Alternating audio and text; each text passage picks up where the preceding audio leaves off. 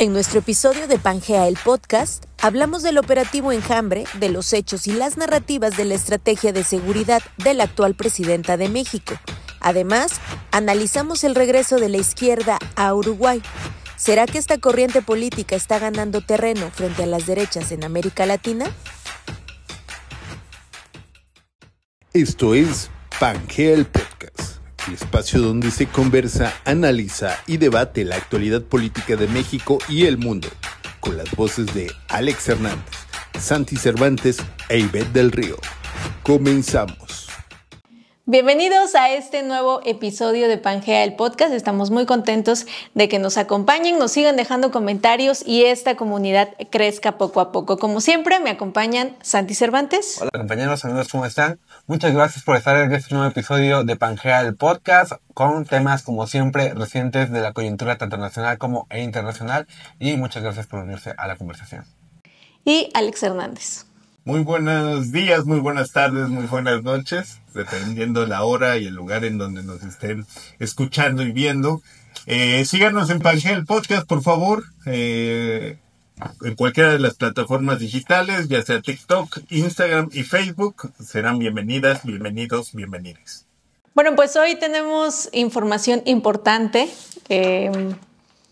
Temblando ya los altos jefes de policías de algunos estados, porque al parecer, eso dice la narrativa y los mensajes, la estrategia de seguridad de Claudia Sheinbaum pues ya arrancó, y arrancó fuerte, al menos en el Estado de México, un operativo llamado Enjambre, una nueva forma parte de esta estrategia de seguridad de Sheinbaum, donde 7 funcionarios fueron acusados de coludirse principalmente con el narco, con la familia michoacana allá en el Estado de México. Involucra a municipios como Amanalco, Ixtapaluca, Naucalpan, Tejupilco, Texcatitlán, un evento muy desafortunado que vimos también con un jefe policíaco de esa zona.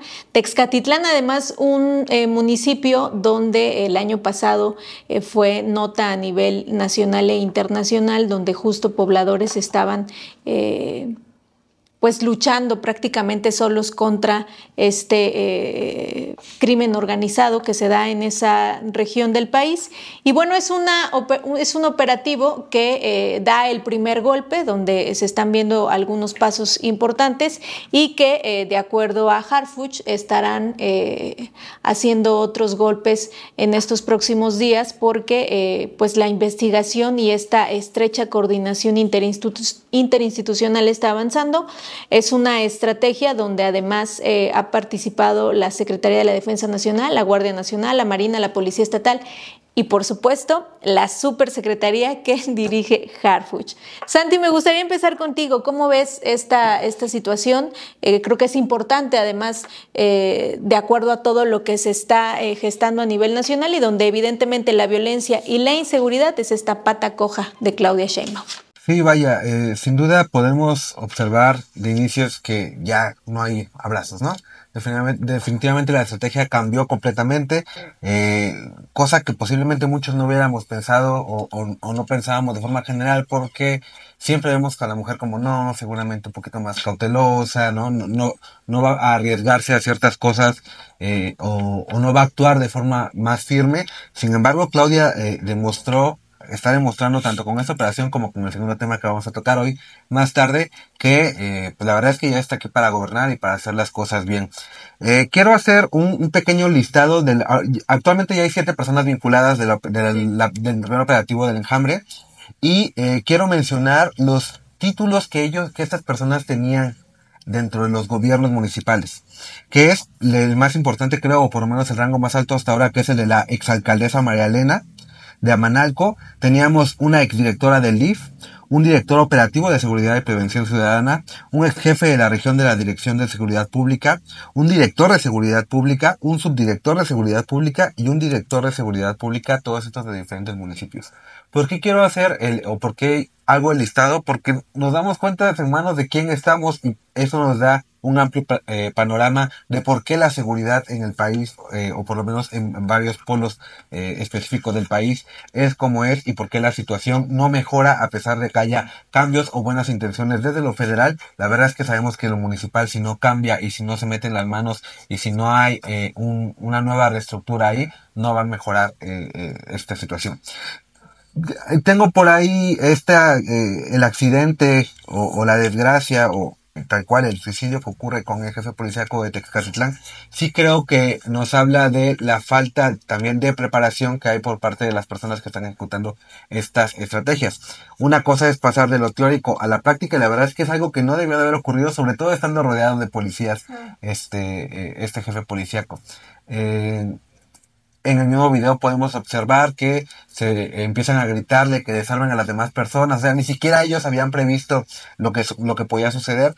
Y creo que sí ahí es un problema, pues no sé si decirlo en la logística, pero sí en la forma de cómo desarrollar las cosas. Estructural sobre todo, sí. ¿No? De la falta de capacitación que tenemos en las policías de todo el país. Justo esto, o sea, este tipo de operaciones tan grandes, sobre todo porque fue un golpe fuerte para la delincuencia, pues sí debería estar muy específico los procedimientos que tienen que seguir, sobre todo si ya saben que van a lidiar con jefes policíacos, ¿no? Que van a estar armados y que posiblemente, ahorita fue un suicidio, pero pudo haber sido un ataque directo a las personas que estaban ahí, porque al final, pues ya no tenía nada que perder esta persona.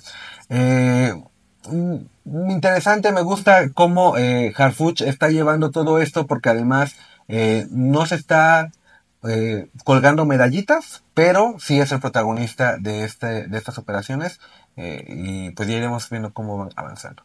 Bueno, de los hechos vamos a pasar a la narrativa, justo porque si bien la violencia en México es un frente abierto a este nuevo gobierno de Claudia Sheinbaum, yo decía la pata coja, donde más ha sido criticada, donde si bien tenemos este operativo Enjambre, tenemos los cuerpos que aparecen en la Universidad de Sinaloa, todo lo que sigue pasando en Chiapas, lo que pasó en Querétaro recientemente. Entonces, es una situación a nivel nacional que se siente, que se percibe y que pues no se engaña a nadie sobre la situación que vivimos actualmente. Sin embargo, hay mensajes importantes en la narrativa.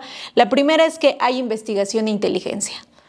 La segunda es que es una advertencia necesaria justo para decir que se acabaron los abrazos y que no habrá tolerancia en este nuevo gobierno, pues para estas situaciones de corrupción. Y algo aún más interesante es que destapa este secreto a voces de que existen vínculos entre los criminales y las autoridades. Ojo, autoridades de cualquier partido, porque justo en este operativo salen salpicados algunos de Morena también en el Estado de México, y eso es interesante. ¿Por qué se anuncia? ¿Por qué es diferente ahora? Porque han existido este tipo de operativos en años pasados, pero la importancia de esto es que se anuncia desde la tribuna de la presidencia. Desde una mañanera ella exhibe este operativo porque pareciera que es necesario dar este mensaje y decir que se está trabajando. ¿Cómo lo ves tú? Tienes mucha razón. Creo que más que la pata coja de Claudia Sheinbaum es la pata coja de la silla que le dejaron a Claudia Sheinbaum. Sí es importante ver cómo la narrativa... Hay un análisis primero desde la narrativa, la teoría comunicacional, y el otro desde el recuento de los daños, la coyuntura. El primero, la teoría comunicacional, nos dice que Claudia Sheinbaum está controlando una nueva narrativa, sobre todo en la problemática más importante que tiene este país, que es el tema de inseguridad. Primero, no ha habido hasta el momento ni reacción ni violencia por parte de las células criminales del Estado de México en cuanto a este operativo Enjambre. Entonces, normalmente en Sinaloa tardó entre un mes o 5 semanas en que reaccionaran los bandos criminales. Tendríamos que ver si hay una reacción o pudieron contener. Lo que sí es cierto es que se ve un trabajo de inteligencia, un trabajo mucho más táctico a la hora de enfrentar la inseguridad, en este caso del país. Y bueno, en el Estado de México particularmente. Dos cosas: cómo están coadyuvando el Ejecutivo Nacional, en este caso, el equipo de trabajo del Ejecutivo Nacional, García Harfuch, con la gobernadora del Estado de México y toda la institución que representa el Estado de México. Y por otro lado, también como la importancia de este mensaje que da Claudia Sheinbaum desde el principio de su administración, de decir, vamos a ir duro contra la delincuencia organizada, pero también contra la corrupción. La mayoría de los detenidos en esta ocasión fueron funcionarios públicos, lo que hace también enriquecer la narrativa de que no va a haber colusión de las autoridades, por lo menos permitido por nosotros como Ejecutivo Nacional. Ahora, vayamos al tema de la reconstrucción de los daños causados por golpe que dio el secretario de Seguridad Pública. Leía una columna de Diego Petersen titulada Operación Enjambre, Golpe o Estrategia, en donde hablaba de la reconstrucción de las economías locales y la cultura tras las acciones llevadas a cabo hace unos días. Lo que significa para el Estado de México, sobre todo por lo coludido que está el crimen organizado, no nada más en el tema de inseguridad, sino en el tema económico también. Existe una derrama económica a través de la actividad delincuencial en varios de los estados, no nada más en el Estado de México, sino en varios de los estados de la República Mexicana. ¿Y cómo va a hacer ahora para tratar de restaurar esa economía que de cierta forma fue pues destruida para ciertas familias en el Estado de México? No nada más en el tema delictivo o en las actividades ilegales que hay en el Estado de México que alimentan a varias familias de ese estado, sino también ciertas actividades colaterales que son beneficiados por la economía del narcotráfico.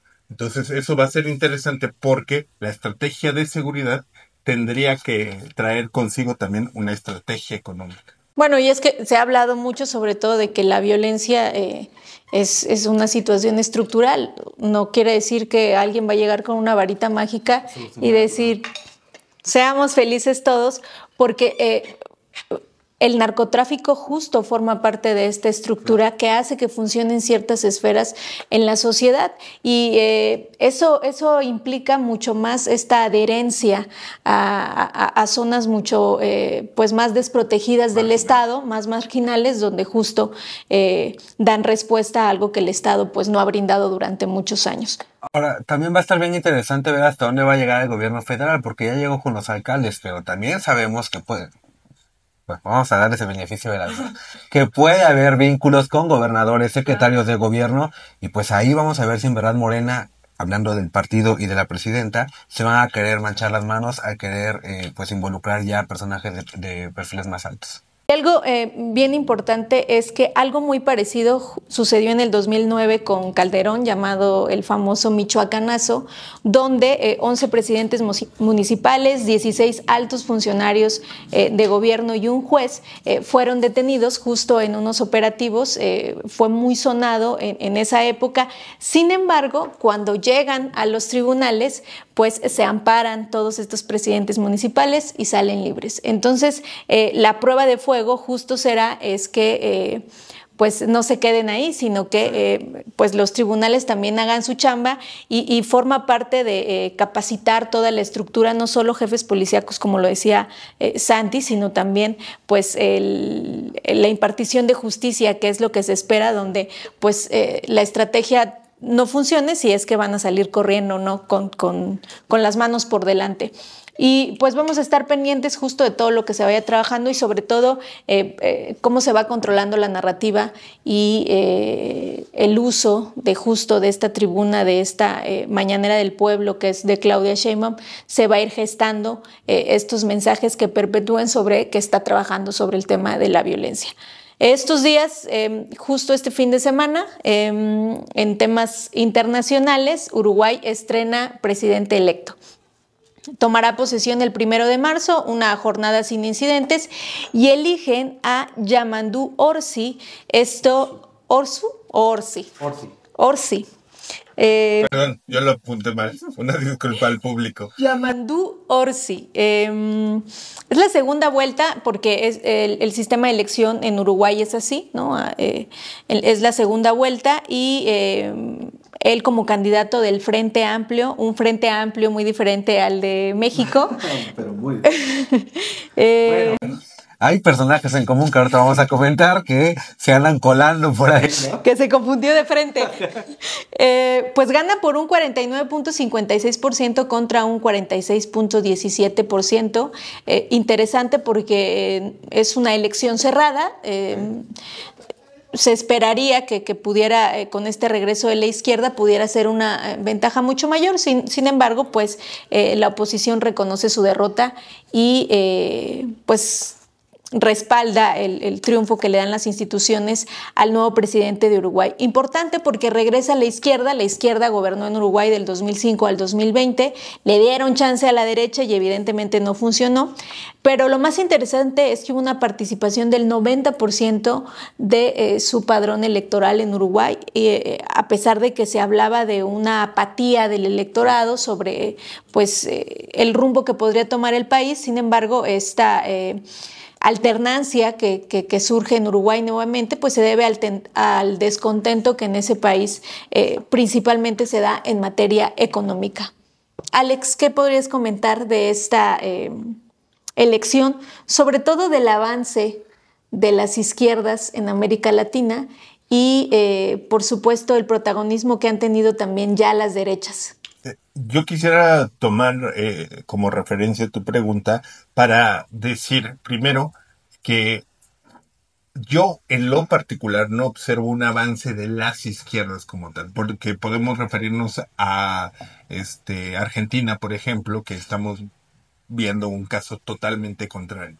Pero sí veo una desfragmentación de las ideologías políticas como las conocemos, de la derecha y de la izquierda. En realidad veo un radicalismo ciudadano al votar por eficiencia política, o mejor dicho, por eficiencia gubernamental. Esto quiere decir que, por un lado, pasan radicalmente de una izquierda a una derecha, o de una extrema izquierda a una extrema derecha, solamente porque no encontraron soluciones a sus problemas a la hora de votar primero por unos o por otros. Esto quiere decir entonces que lo que hoy permanece dentro de la idea del electorado es las soluciones a sus problemas. Y creo que eso es lo que deberíamos nosotros como asesores en comunicación política y asesores asesores políticos, deberíamos estar pensando que los próximos políticos o los políticos presentes que están en funciones deben abonar a la construcción más allá de la narrativa y de una estrategia populista, podríamos decirlo, de los resultados tangibles para la ciudadanía. La ciudadanía nos está diciendo, si no me sirves, te vas. Entonces, lo que deberían de estar priorizando en este momento cualquier político que esté en funciones es entregar resultados al electorado, entregar resultados a la ciudadanía. Después de ello, quisiera nada más rápidamente analizar el tema de Yamandu Orsi, el mensaje que da para quienes no votaron por él. Este pequeño párrafo en donde dice, esa gente también nos tendrá que ayudar a construir un país cada vez mejor, a ellos también los precisamos.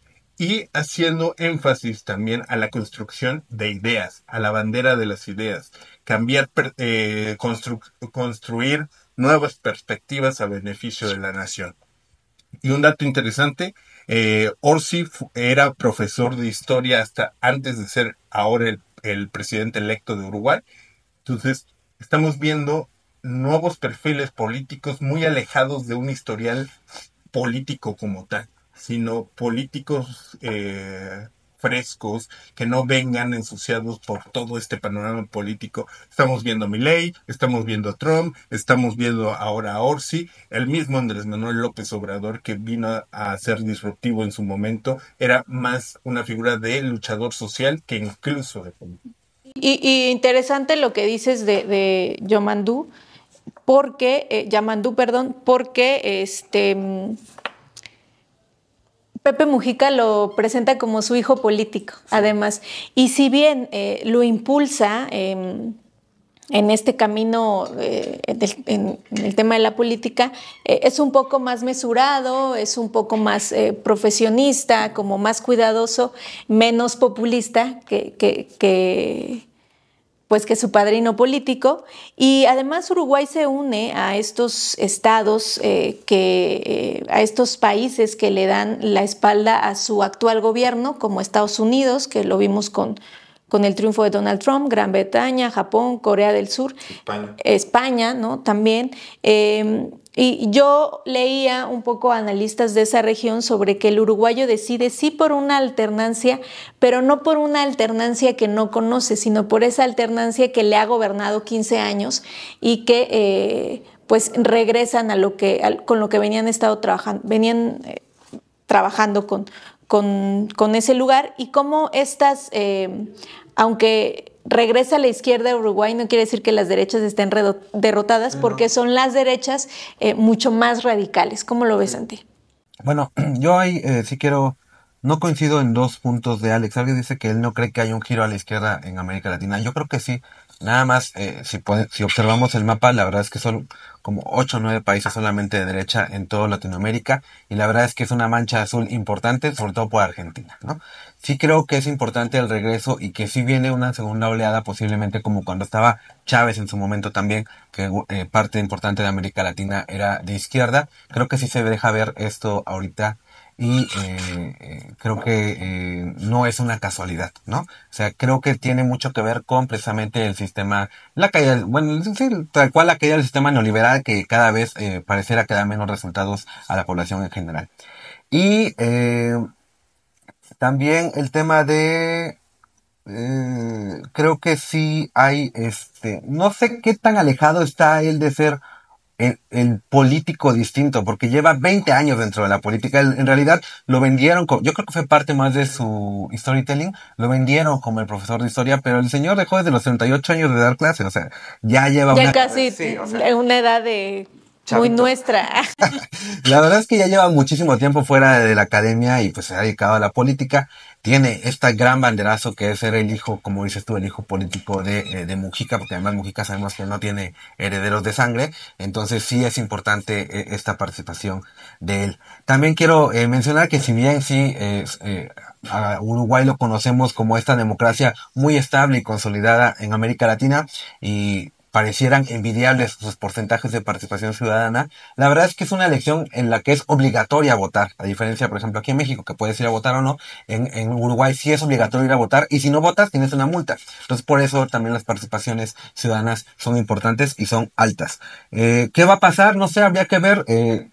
La verdad es que yo también estuve leyendo al respecto de la persona de Yamandú, y al parecer es una persona como muy alejada, sobre todo porque tiene este comparativo directo con Pepe Mujica, y lo ven como con un carácter débil, no saben si va a tomar decisiones, pero me recuerda mucho justo lo que estaba pasando aquí en México, ¿no? También existía esa comparativa de la actual presidenta Claudia Sheinbaum con Obrador, y pues justo estamos viendo en días recientes con el tema que ya tratamos de la operación Enjambre, con el tema de hoy de una carta destinada a Donald Trump, que pues la presidenta puede tomar decisiones por sí misma, y esperemos, ojalá, para la hermana República de Uruguay, tengan este mismo caso con el presidente. También ahí es importante ver que sí, la contienda fue cerrada, pero también porque la línea entre la izquierda y la derecha de Uruguay no es tan marcada como en otros países, o sea, no son tan radicales ambas líneas, ¿no? Entonces sí están como más en el centro ambas, tanto la izquierda como la derecha, lo cual hace que fluctúe también entre un gobierno y otro. Bueno, y además que se ve en los mensajes de los líderes cómo reconocen el triunfo, ¿no? Un entusiasmo de Lula y un mensaje muy escueto, ni siquiera de Milei, sino creo que de la vicepresidenta de Argentina, sobre seguiremos construyendo, ¿no? Sí. Porque justo son estas izquierdas y derechas que van gestionando el mapa político de América Latina, y que además pues vamos a ver cómo se va a ir gestando justo este poder en estos países donde pues México evidentemente tiene una estrecha relación. Sí, claro, por eso mandamos a nuestro delegado Alejandro Moreno ahí como representante de México en un país. Justo iba a preguntarles cuál es el qué estaba pasando por la cabeza de Alito, de decir vamos a celebrar el triunfo de la izquierda porque tal vez se identifica como una centroizquierda en México. Tú, a ver. Bueno, en realidad pienso que es el traspaso ya de las ideologías políticas a un personaje como Pepe Mujica, ¿no? Sí. Pepe Mujica dejó de ser un político y fue un rockstar social. Ya lo hemos visto inclusive con René de Calle 13, lo hemos visto con un montón de artistas y pienso que es más el llegar a su casa y poderse sentar, porque además es la misma fotografía que la mayoría sube de Pepe Mujica, y decir, estoy con Pepe Mujica, ¿no? No, seguramente mi partido político y su ideología no concuerdan, pero es más el personaje que se ha convertido en Pepe Mujica. Probablemente sí, no lo hemos descubierto. A lo mejor por eso. El PRI es un partido incomprendido, sí. En realidad es como ir a visitar al papa político, ¿no? Sí. O sea, ya es como un referente político, creo que sí coincido en eso con Alex. Sin embargo, si bien hemos visto varios videos de Pepe Mujica, pues no se le ve nada cómodo, o sea, porque una cosa es que sea buena onda y otra cosa es que no tenga el contexto de... Bueno, el señor ya tiene más de casi 90 años, ¿cómo no va a estar cómodo? Pero sí, pero más allá del video en la casa, el video de Alejandro Moreno Cárdenas en el festejo, si dices, o sea, es una sinvergüenzada, pues, ¿no? Ya no tener nada de amor propio, no sé. Probablemente se dedique a la consultoría política y asesoró al candidato de allá, entonces se pasó de bando, quién sabe, a lo mejor es un rival a vencer en México. La alegría que emanaba su rostro lleno de botox además, ¿no? O sea, apenas se le ve la sonrisa, pero sí, un personaje tirado a la decadencia, ¿no? Bueno, pues es todo lo que dejó las elecciones de Uruguay. Nosotros llegamos al final, ¿algo que quisieran agregar rápidamente? Bueno, sí, el tema tal vez de la carta de Claudia Sheinbaum a Donald Trump, una carta muy certera, muy dura, quería, bueno, por cuestiones de tiempo ya no lo voy a hacer, pero sí quería rescatar por ahí varias frases que van incluidas en la carta, donde le hacen saber a Donald Trump que no se está enfrentando a cualquier presidenta, que no va a permitir que la ninguneen y que está dispuesta a negociar hasta donde haga falta y a defender al país. Que responderá con otro arancel, ¿no? Además... Sí, de nuevo la narrativa que está... Sinceramente veo una muy buena narrativa que está construyendo la presidenta. Es cuestión de no nada más la narrativa, sino solventarla ya en los hechos. Veremos cómo se comporta ya en los hechos, pero hasta el momento en la narrativa creo que lo está haciendo de manera correcta. Pues vamos a estar pendientes de cómo va generándose esta relación con Donald Trump que pues tomará posesión ya el próximo año. Muchísimas gracias por acompañarnos. Recuerden que nos vemos el próximo capítulo en Pangea el Podcast y no olviden compartir, dejarnos like y algún comentario. Hasta la próxima. Bye.